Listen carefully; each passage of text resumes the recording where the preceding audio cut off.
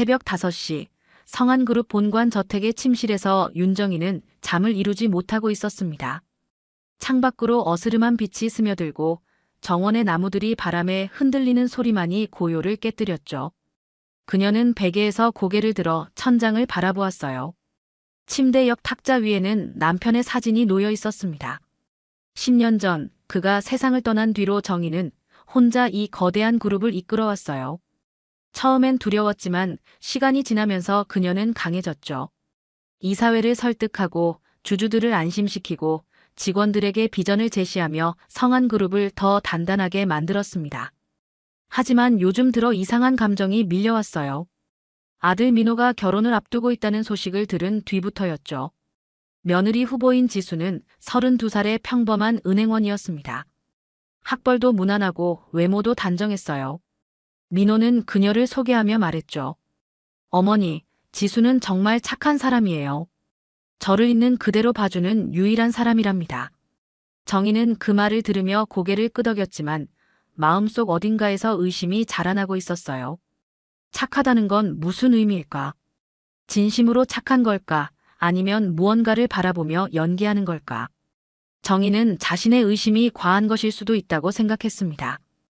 하지만 오랜 세월 재벌가를 지켜오며 그녀는 너무 많은 가면을 봐왔어요. 겉으로는 공손하고 예의 바르지만 속으로는 재산만 노리는 사람들. 남편이 살아있을 때도 그런 이들이 주변에 많았죠. 정희는 침대에서 일어나 창가로 걸어갔습니다. 서울의 야경이 아래로 펼쳐졌어요. 불빛들이 반짝이는 모습을 보며 그녀는 중얼거렸습니다. 그 아이의 진심을 확인해야 해. 내 눈으로 직접. 그녀는 서재로 향했어요. 남편이 생전에 사용하던 금고를 열었죠. 그 안에는 여러 가지 귀중품들이 있었지만 정희의 손은 작은 금두꺼비로 향했습니다. 손바닥만 한 크기의 황금 두꺼비는 남편이 가장 아꼈던 물건이었어요. 이건 행운의 상징이야. 진짜 사람을 알아보는 눈을 가진 이에게만 그 가치가 보인다네. 남편의 목소리가 귓가에 맴돌았죠. 정희는 금두꺼비를 손에 쥐고 깊은 숨을 들이마셨습니다. 좋아. 이걸로 시험해보겠어. 새벽 6시, 정희는 옷장 깊숙한 곳에서 오래된 코트를 꺼냈습니다. 남편이 돌아가신 후 자선 행사에서 한번 입었던 낡고 색이 바랜 회색 코트였죠. 그녀는 거울 앞에 서서 천천히 옷을 갈아입었어요. 평소 입던 명품 정장 대신 헐렁한 바지와 낡은 스웨터를 걸쳤습니다. 머리는 단정하게 묶지 않고 흐트러뜨렸고 화장기 없는 얼굴에는 세월의 흔적이 그대로 드러났어요. 마지막으로 모자를 깊게 눌렀었죠. 거울 속 자신을 보며 정희는 잠시 멈췄습니다. 이게 진짜 내 모습일까? 화려한 겉모습을 벗어던지니 그저 평범한 60대 여인의 모습만 남았어요. 손등의 주름, 눈가의 잔주름, 세월이 새겨놓은 흔적들이 선명했습니다. 정희는 금두꺼비를 낡은 천주머니에 넣어 품속 깊이 감췄습니다. 작지만 묵직한 무게가 느껴졌죠. 그리고 조용히 방문을 열었어요.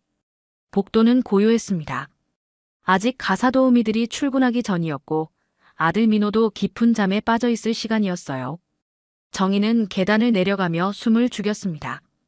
평소라면 수행비서가 항상 곁을 지켰지만 오늘만큼은 혼자여야 했죠. 누구의 시선도 누구의 보호도 없이 그 아이를 시험해야 했어요.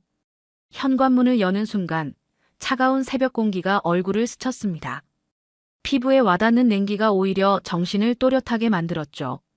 저택 밖으로 나온 정희는 걸어서 대문까지 향했어요. 경비원이 깜짝 놀라며 다가왔습니다. 회장님, 어디 가십니까? 차량을 준비할까요? 정희는 손을 저으며 말했어요. 아니야, 혼자 산책 좀 하려고. 아무한테도 말하지 마. 경비원은 의아한 표정을 지었지만 고개를 숙였습니다.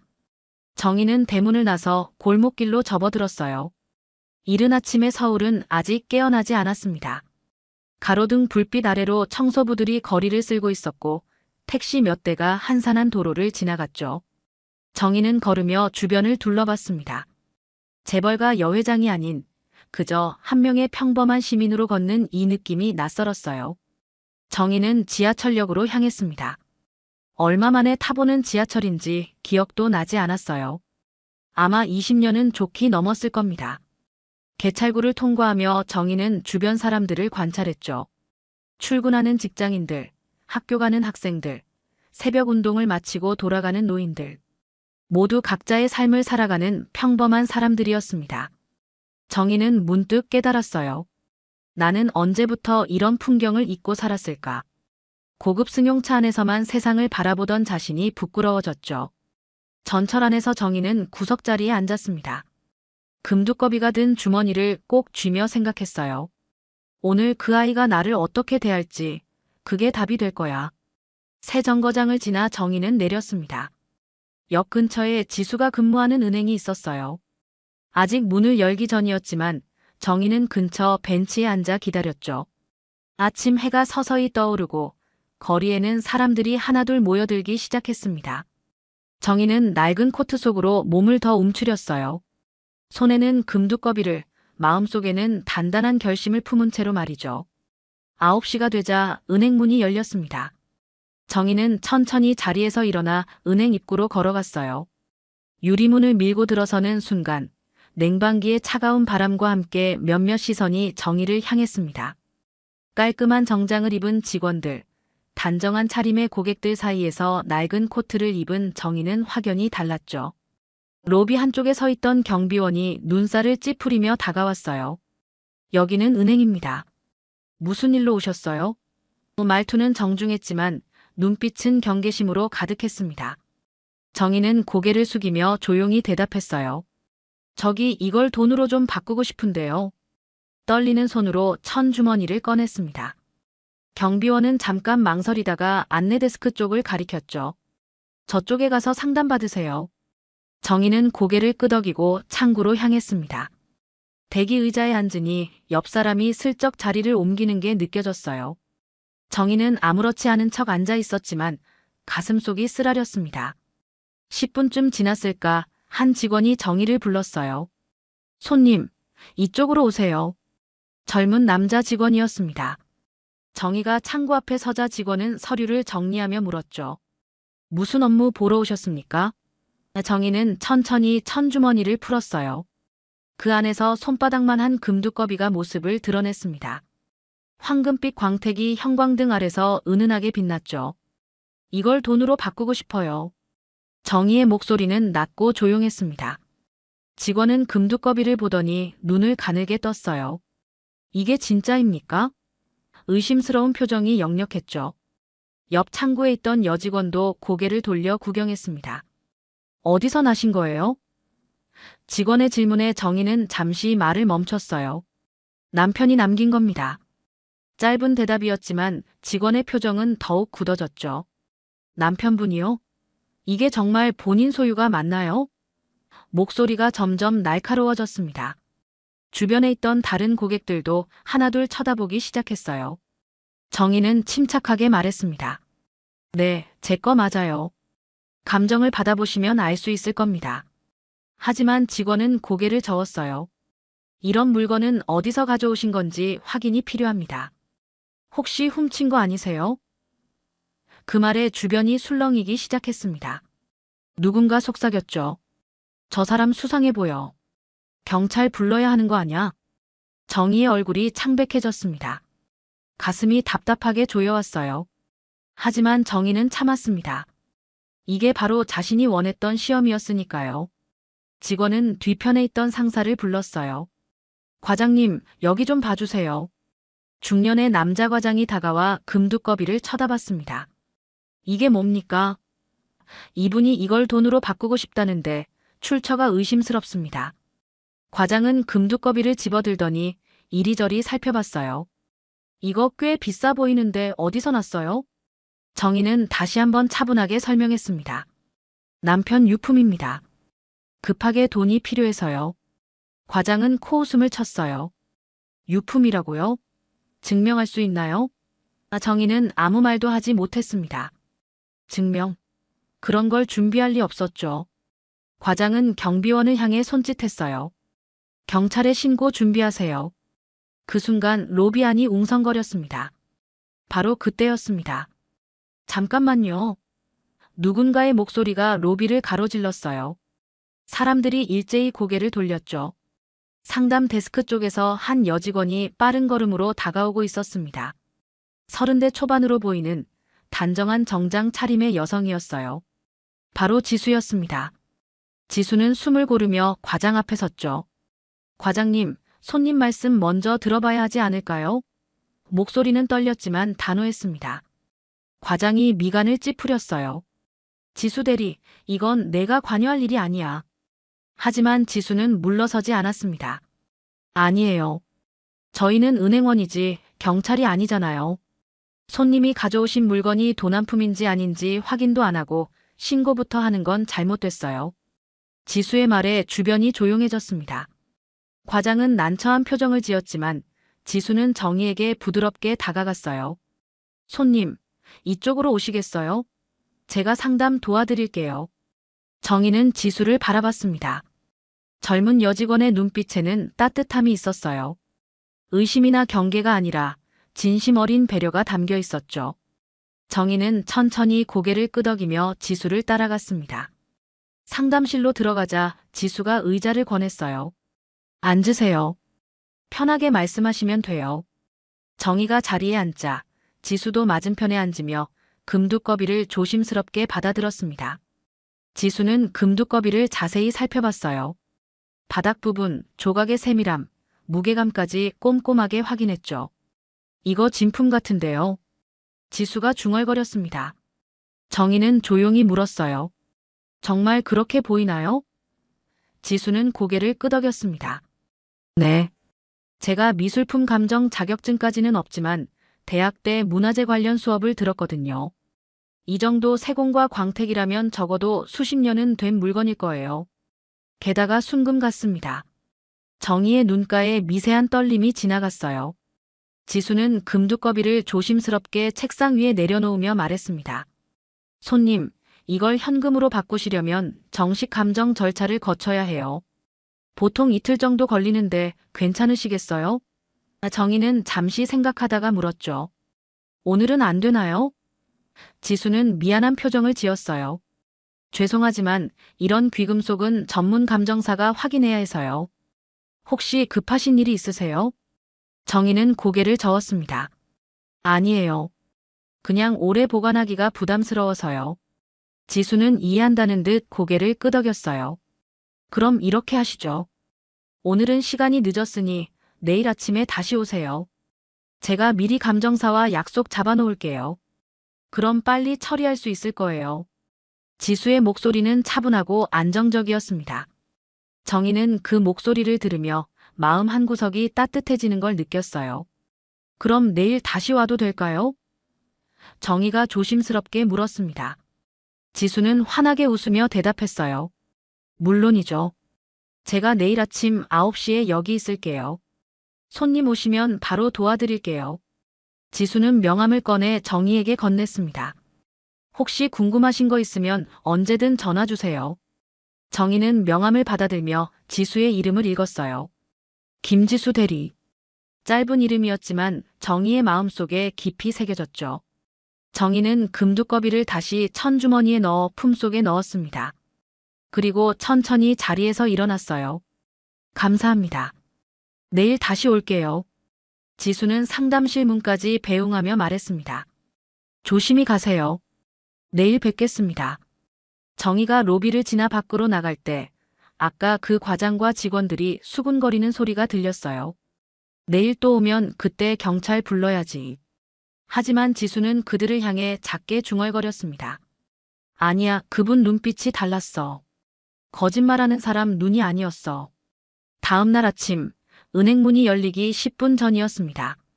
지수는 이미 자리에 앉아 서류를 정리하고 있었어요. 어젯밤 내내 그 노숙자 차림의 여인이 머릿속을 떠나지 않았죠. 정말 내일 오실까? 지수는 감정사에게 미리 연락을 해놨습니다. 혹시 모를 상황에 대비해서였어요.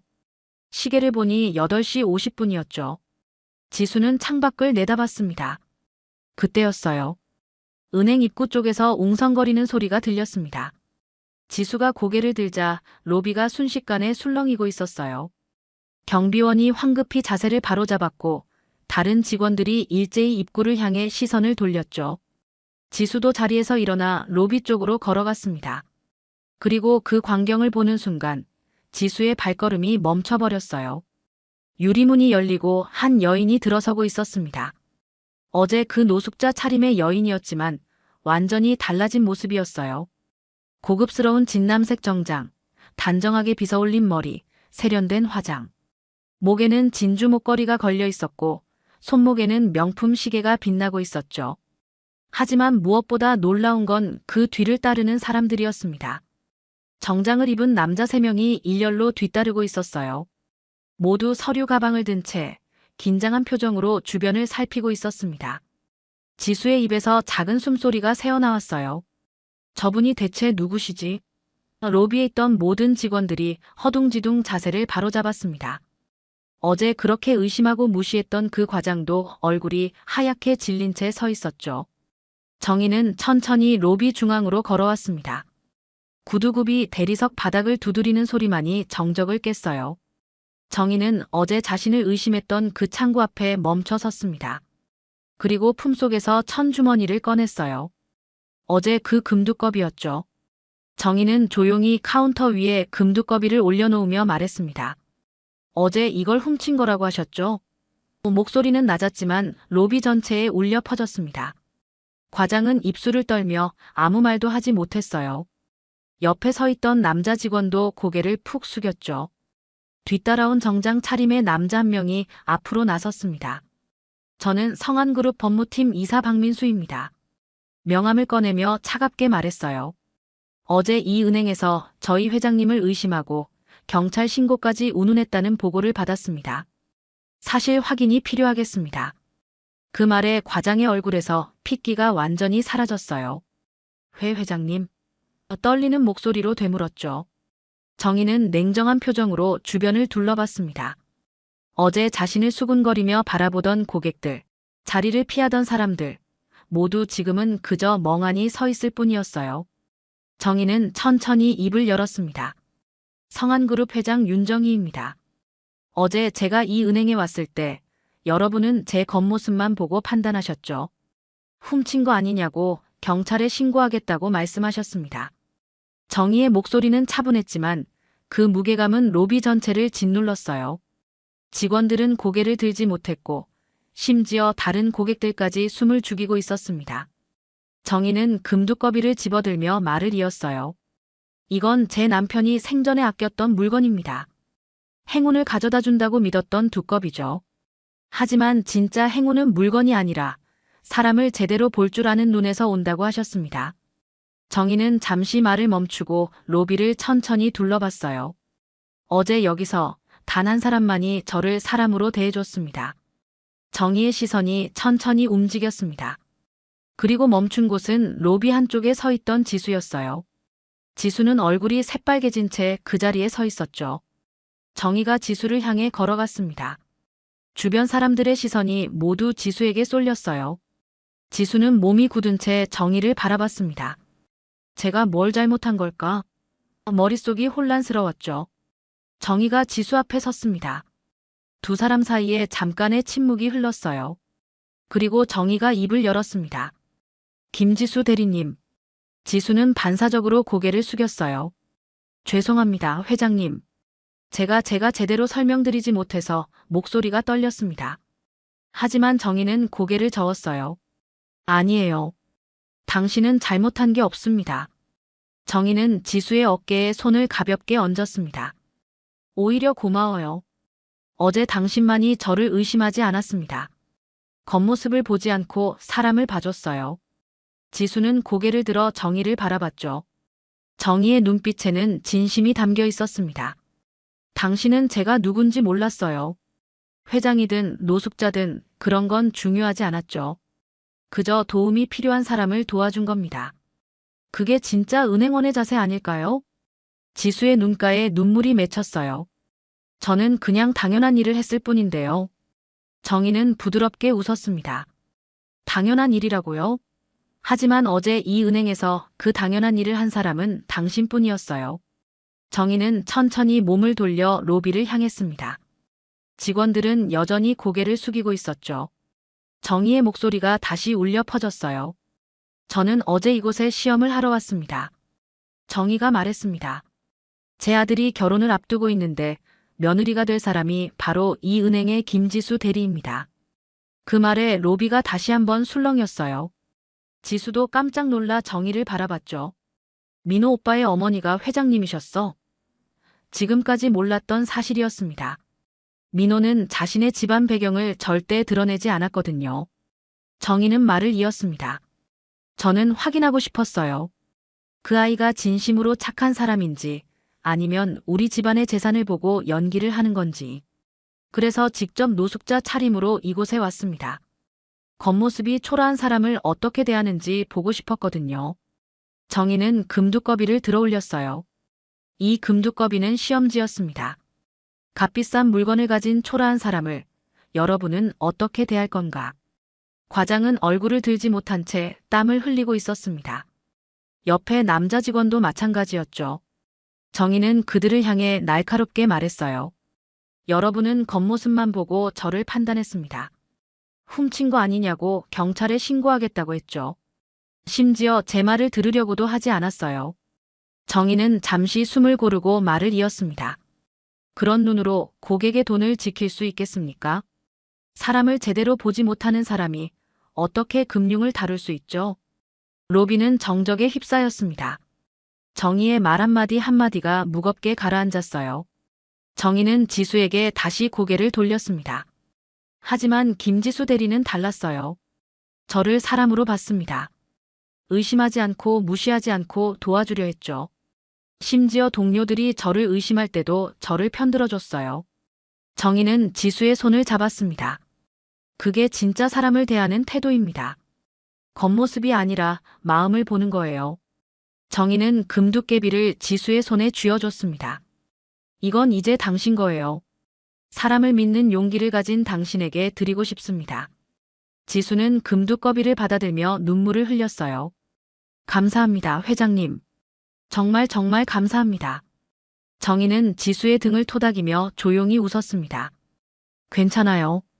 당신은 잘했어요. 사흘 후 성한그룹 본관 저택의 서재였습니다. 정희는 창가에 서서 정원을 내려다보고 있었어요. 저녁 햇살이 나무들 사이로 비스듬히 내려앉고 새들이 지저귀는 소리가 들려왔죠. 노크 소리가 들렸습니다. 어머니, 들어가도 될까요? 아들 민호의 목소리였어요. 정희는 고개를 돌리며 말했습니다.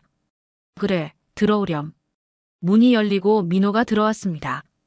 35살의 청년은 아버지를 닮아 의젓한 인상이었지만 지금은 표정이 조금 굳어 있었어요. 어머니, 제가 들었습니다. 은행에 다녀오셨다고요. 민호는 조심스럽게 말을 꺼냈죠. 정희는 소파를 가리키며 앉으라는 손짓을 했습니다. 앉아라. 이야기 좀 하자.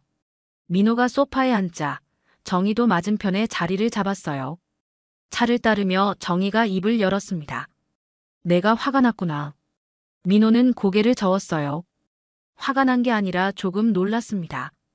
왜 그렇게까지 하셔야 했는지 목소리에는 서운함이 묻어났죠. 정희는 찻잔을 내려놓으며 말했습니다. 미안하구나. 하지만 어머니는 확인해야 했어. 정희는 민호를 바라봤습니다. 너는 아직 젊어. 사람을 보는 눈이 부족할 수도 있지. 특히 사랑에 빠지면 사람들은 눈이 멀게 돼. 민호는 고개를 들었어요. 하지만 저는 지수를 믿습니다. 제 선택이 틀리지 않았다고 생각해요. 그 말에 정희는 미소를 지었습니다. 그래, 내 말이 맞아. 내 선택은 틀리지 않았어. 민호의 표정이 조금 풀렸어요. 그럼 어머니도 지수를 인정하시는 건가요? 정희는 고개를 끄덕였습니다. 인정하는 정도가 아니야. 감탄했지. 그 아이는 진짜야.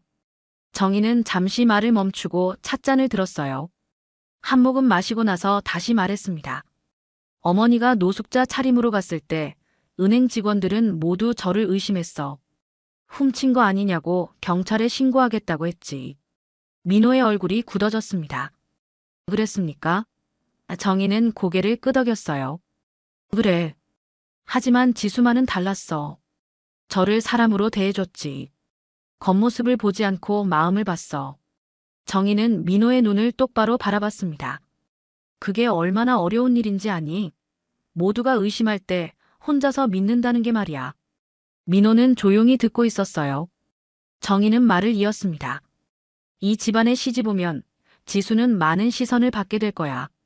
누군가는 재산을 노리고 온 거 아니냐고 수군거릴 거고 누군가는 집안 배경이 부족하다고 비웃을 거야. 정희의 목소리가 낮아졌어요. 하지만 그 아이는 견딜 수 있어. 왜냐하면 진심이 있거든. 민호는 어머니의 말을 곱씹었습니다. 어머니 감사합니다. 어머니가 그렇게 생각해 주시니 마음이 놓입니다. 정희는 부드럽게 웃었어요. 내가 사람을 볼 줄 아는 눈이 있다는 게 자랑스럽구나.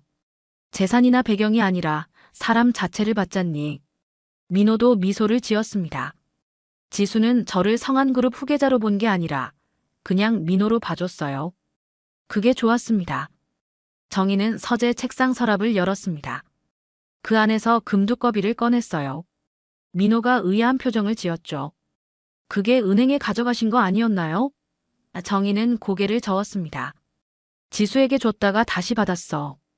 그 아이가 너무 귀한 거라며 받을 수 없다고 하더구나. 하지만 어머니는 이걸 결혼식 날 너희에게 주고 싶어. 민호는 금두꺼비를 바라봤습니다. 작지만 묵직한 그 물건에는 아버지의 온기가 남아있는 것 같았어요. 정희가 말했습니다. 이건 단순한 금이 아니야. 사람을 보는 눈의 상징이지. 너희 부부가 앞으로 살면서 언제나 겉모습이 아니라 마음을 보며 살기를 바란다. 민호는 금두꺼비를 조심스럽게 받아들었습니다. 명심하겠습니다, 어머니. 정희는 민호의 어깨를 토닥였어요. 그 아이, 지수를 잘 지켜줘. 이 집안은 차갑고 냉정한 곳이야. 하지만 너희 둘이 함께라면 따뜻하게 만들 수 있을 거야. 민호는 고개를 끄덕이며 대답했습니다. 네, 어머니. 평생 잊지 않겠습니다. 석 달이 흘렀습니다. 서울 도심의 한 특급 호텔, 웨딩홀은 화려한 샹들리에와 꽃장식으로 가득했어요. 하객들이 자리를 가득 메우고 웅성거리는 소리가 홀 안을 채웠죠. 성한그룹 후계자의 결혼식이었습니다. 재계 인사들, 정치인들, 유명 인사들이 모두 모여 있었어요. 하지만 사람들의 관심은 신랑보다 신부에게 쏠려 있었습니다. 저 여자가 그 은행 직원이라며. 한 중년 여성이 속삭였어요. 회장님이 직접 시험까지 했다잖아. 대단한 여자야. 옆자리의 남자가 고개를 끄덕였죠. 노숙자 차림의 회장님을 알아보지 못했는데도 친절하게 대했다더군. 요즘 그런 사람 드물어. 하객들 사이에서 지수에 대한 이야기가 끊이지 않았습니다. 어떤 이는 감탄했고 어떤 이는 부러워했어요. 드디어 웨딩 마치가 울려 퍼졌습니다. 홀 뒤편의 문이 열리고 순백의 드레스를 입은 지수가 나타났어요. 베일 너머로 보이는 얼굴은 긴장과 기쁨이 섞여 있었죠. 지수는 천천히 버진로드를 걸었습니다. 양옆으로 하객들의 시선이 쏟아졌지만 지수의 눈은 오직 앞을 향해 있었어요. 재단 앞에 서 있는 민호가 보였습니다. 민호는 환하게 웃으며 지수를 기다리고 있었죠. 지수가 재단에 도착했습니다. 민호가 지수의 손을 잡았어요. 두 사람은 서로를 바라보며 미소 지었죠. 주례가 입을 열었습니다. 오늘 이 자리는 두 사람이 하나가 되는 신성한 자리입니다. 주례의 말이 이어지는 동안 지수는 객석을 둘러봤어요. 맨 앞자리에 정희가 앉아 있었습니다. 정희는 지수를 향해 고개를 끄덕이며 미소 지었죠. 예식이 끝나고 피로연 시간이 되었습니다. 신랑 신부는 하객들에게 인사를 돌렸어요. 그때 정희가 천천히 단상으로 올라왔습니다. 하객들이 조용해졌죠. 정희는 마이크를 잡았습니다. 오늘 제 아들의 결혼식에 참석해주신 모든 분들께 감사드립니다. 정희의 목소리는 차분하고 따뜻했어요. 오늘 저는 특별한 선물을 준비했습니다. 정희는 옆에 있던 보조에게 손짓했어요. 보조가 작은 상자를 가져왔죠. 정희는 상자를 열었습니다. 그 안에는 금두꺼비가 들어있었어요. 하객들이 웅성거렸습니다. 저게 그 유명한 금두꺼비 아니야? 회장님이 은행에 가져갔던 그거잖아. 소문은 이미 재계에 퍼져 있었던 겁니다. 정희는 금두꺼비를 꺼내 지수에게 건넸어요. 이건 제 남편이 생전에 가장 아꼈던 물건입니다. 행운을 가져온다고 믿었던 두꺼비죠. 정희는 지수의 손에 금두꺼비를 올려놓았습니다. 지수의 눈에 눈물이 맺혔어요. 정희는 계속 말했습니다. 하지만 진짜 행운은 이 금에서 오는 게 아닙니다. 사람을 제대로 볼 줄 아는 눈, 겉모습이 아니라 마음을 보는 능력에서 오는 거죠. 정희는 하객들을 향해 말했어요. 제 며느리 지수는 그런 사람입니다. 저를 회장으로 보지 않고 도움이 필요한 사람으로 봤어요. 재산을 보지 않고 사람을 봤습니다. 정희는 지수에게 다시 고개를 돌렸습니다. 이건 단순한 금이 아니라 마음을 보는 눈의 상징이야.